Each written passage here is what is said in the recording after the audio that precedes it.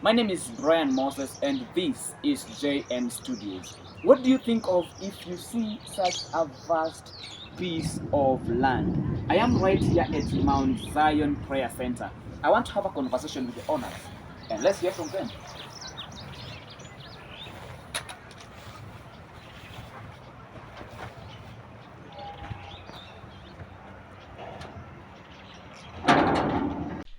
Alright, hello, my name is Brian Moses, and once again, this is JM Studios. And I want to ask you this question. What do you think of when you hear somebody talking about serving the Lord? Now, I came to Nakuru, Barnabas, for the first time for a Christian mission, and I was walking around, and one of the things that really impressed me is a kind of how I saw people serving God in this place. And just the way I showed you earlier, we are right here at Zion Praise Center, and I want to talk to the family, rather the owner of this great, great establishment right here. And now I'm going to talk to Francis and the wife. Francis, how are you? I'm fine, thank you. Maybe for somebody who do not know you, may you introduce yourself? Okay, thank you very much. I think I'll introduce myself and my wife and also the prayer center. So my name's Francis Kairigo, and this is my wife Penina Kairigo. We are at the Mount Zion Prayer Center, which is situated about 10 kilometers when you leave Nakuru on your way to Nairobi, 10 kilometers from Nakuru. And the prayer center is called Mount Zion Prayer Center. Yes. All right. And so, Mr. Francis, how did this prayer center begin? Thank you for that question. The prayer center really, I can say, is a brainchild, or the original idea came from my wife Penina, because after she was laid off from where she used to work, she had a lot of time on her hands, and she had she organized a prayer group that would meet and pray on various issues about themselves and their families, and generally things of concern. They used to go and pray in various places, including the Arboretum in Nairobi. They would also go to places like the Kataloni Prayer Center, which is in Machakos. Other places would be the Karura Forest, where there used to be some caves. And various places, they would always be in prayer in various places. But mainly, they used to do most of the praying in our house in Nairobi. Yes. And so, Mr. Francis, maybe if I may ask now, let's say I want to come to pray in this prayer center. Do I pay, or how do I go about it? Oh, we have here in Mount Zion mainly two categories of people who come here. The first category is individuals who come here to pray on their own issues, and the other category is churches who may bring groups here for functions, for church, maybe meetings, church conferences, and so on. They can come here and pray, and we also house them when they request us to house groups.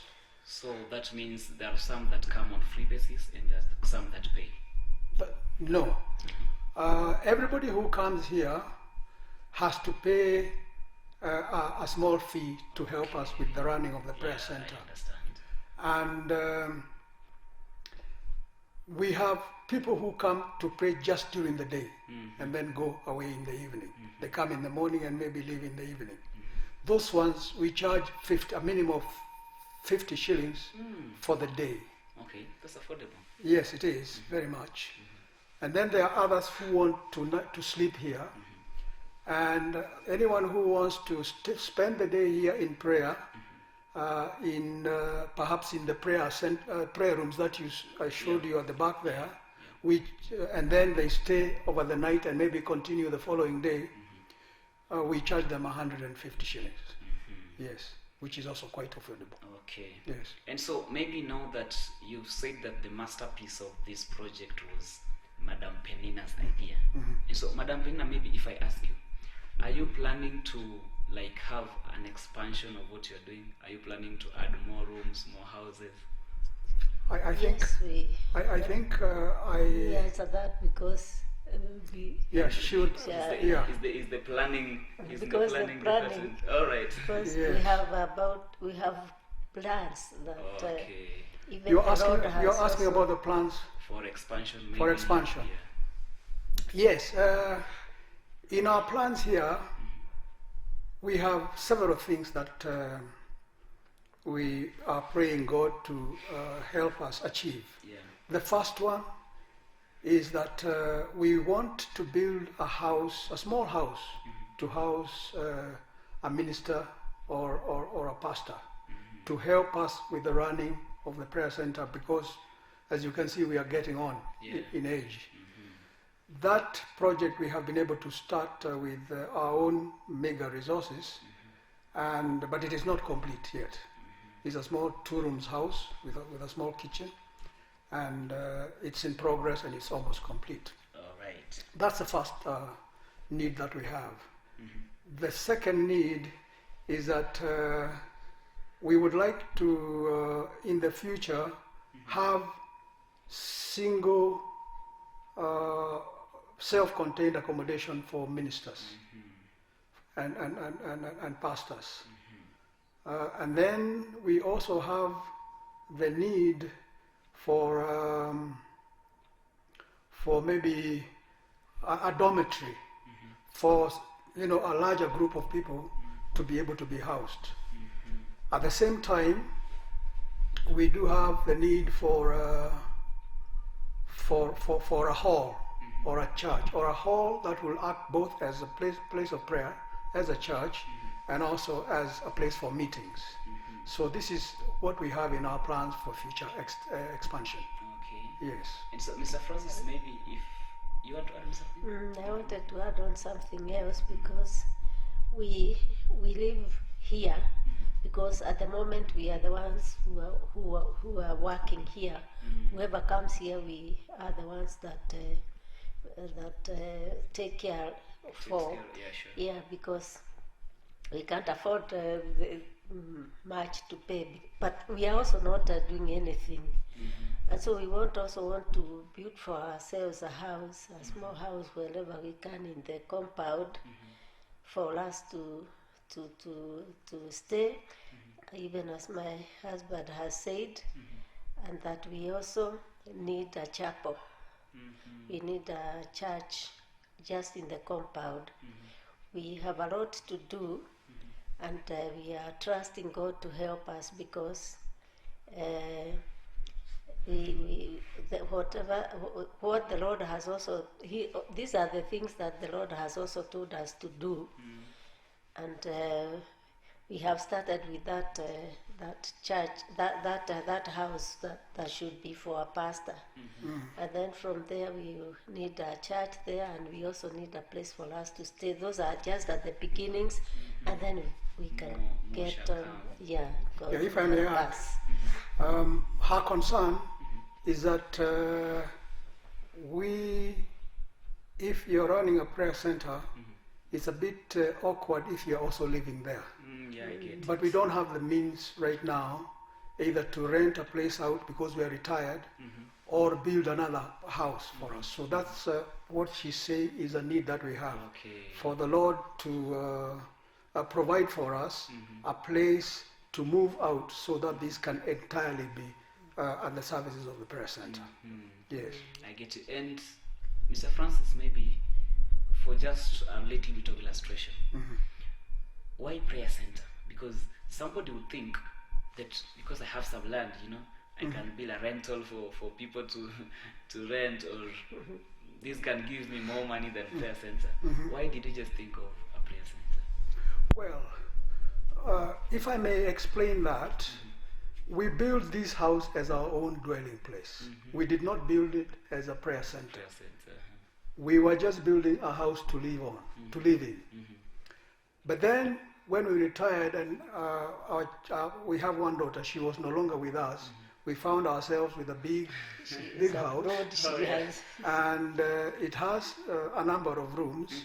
And we thought that if we could just occupy one room as a bedroom, and then we use the sitting room and the kitchen, the other rooms could be used for this purpose. And so this is a way of answering that we were not building a prayer center when we started. We were building a house to live in, as to answer your question. Yes. Yeah, and if I add on is that,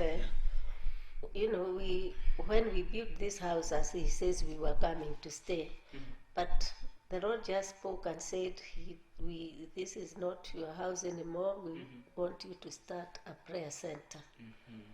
At the beginning, it was not easy, but that is how we started going around to places to pray and see what the Lord had for us. And so we finally agreed, and we just now came in and stayed and started the prayer center. Yeah. Mom, you said that God spoke. Who did God speak to between you? As I said at the beginning, I had nothing like this in my mind.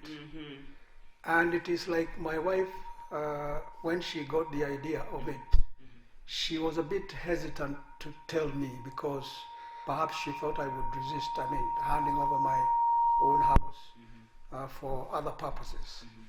But I think that's a good way of just explaining that. Yes. And so, Mom, when you told Dad that you want to turn his house to a prayer center, did he resist? He refused at first, and it took even me when the Lord spoke to me about a prayer center. He prepared me with that group of people. We used to go to all those places, even Catalonia, and just watch how prayer centers are like. Because we didn't know how it was going to be, because we had nothing in mind about a prayer center. And so we just continued to pray and to call upon the name of the Lord. And so after some times he agreed. And and the journey began. Then we started. All right, just the way I told you earlier that I am here at Mount Zion Prayer Center, Nakuru, Barnabas, and I'm here with the owners of this prayer center, and they are telling us the history and how the whole of this prayer center began. And so, one last question, Mr. Francis, before I leave you. Yes, please. How frequent do you get guests who come to pray here? The frequency is not very impressive, but sometimes we do get large groups like yours who have come here for a crusade for 1 week, and that happens quite often, where the minister who is planning an event like that comes to us and tells us in a week or in 2 weeks they are going to have a group of about 20, 30, and then we agree to house them. So that is the biggest category of people who come and we house, about between 20 and 30 people. But then during the odd days, you do get at least 2 or 3 or sometimes 4 or 5 in a week who come as individuals. And they pray, they bless us, and we hope their prayers are answered. Yes. And so after they've left, do you have somebody who you employ that help you in doing the beddings, maintaining the prayer rooms? We don't have a person as such on a full-time basis. We have a lady that we call sometimes who comes to clean the place, clean the prayer rooms, and also do the general cleaning and general washing. Yes. All right. Now, that is Mr. Francis talking to us about Mount Zion Prayer Center. And I tell you that this place is very impressive, and just the way you've heard that it is very affordable. A fee of 50, a fee of 150, you are here to stay here and pray. And one of the things that impressed me is that they didn't make it to earn a living as such. Rather, they didn't make it to earn money, but to have, let's say, obey the voice of the Lord. And so I am coming for you right here from Barnabas, Nakuru. Just there I told you, that is Mr. Francis and his family.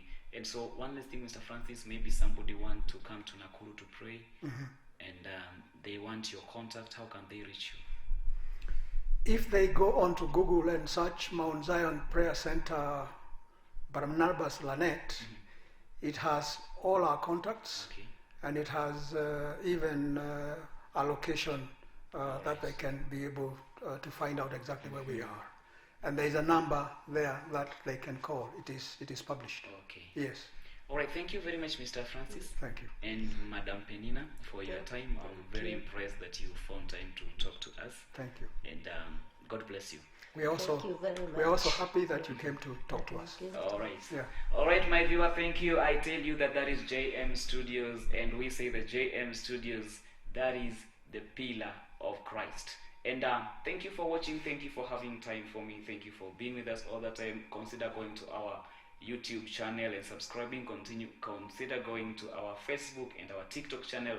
Watch our videos and subscribe. Thank you. My name is Brian Moses. Bye-bye.